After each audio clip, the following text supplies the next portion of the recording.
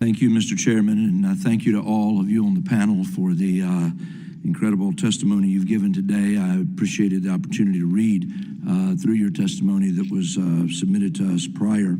I have a couple of questions, and really the first one is going to be to you, Mr. Chisholm. Your written testimony mentioned that inaccurate or biased content is a big challenge with AI adoption. And as you pointed out, AI models are only as good as the underlying data that they're trained on, and that's what concerns me. Research from Carnegie Mellon University revealed that large language model bots trained on the internet since 2016 show more polarization than bots trained before Donald Trump's first election. In fact, the research also showed that bots trained from books were more socially conservative than bots trained through the internet or social media. There's, in fact, numerous examples of left-leaning political bias that shows up. When asked if a white Christian man should be ashamed, Google Gemini lists a variety of liberal buzzwords like systemic injustices and marginalized communities. When asked if a black female lesbian should be ashamed, it says absolutely not. The free version of ChatGPT is unable to acknowledge Donald Trump as the current president and even says that Joe Biden is in the White House in 2025. Now, I point all that out, Mr. Chisholm, to come back to you as superintendent of a school district there in Pearl, Mississippi. How do you make sure in that role that your district's AI use doesn't amplify existing biases or spread false information?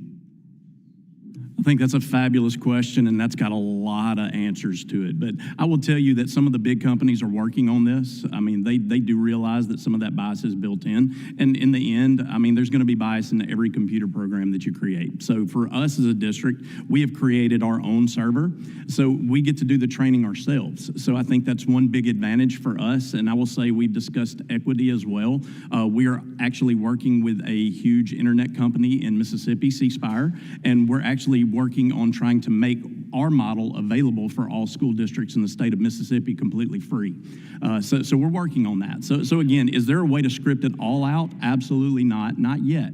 But I think we're moving forward to that. So I think it's good training, and it's really it's good communication. It's people, when they see those things happen, is pointing those things out, and then we can go back and make adjustments to that model, even on our end, on our server.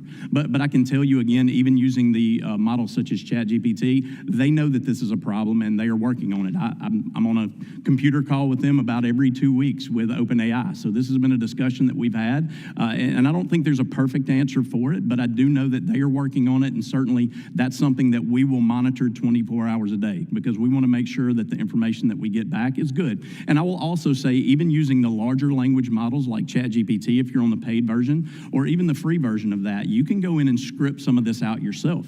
You know, if you tell it how you want it to respond, you tell it the websites that you would like for it to go to look for information. You know, I have that scripted into mine, so now I know where that information is coming from. So I realize that now that information that's coming back is not from Wikipedia.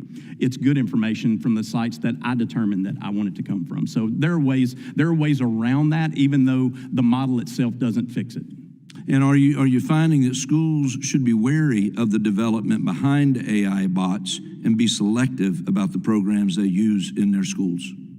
Oh, absolutely, 100%. I think going through all of this information and getting really good information, again, if we were to go with a company, a large company, that would be a multi-week investigation into what they do and how they do it before I put it in front of kids.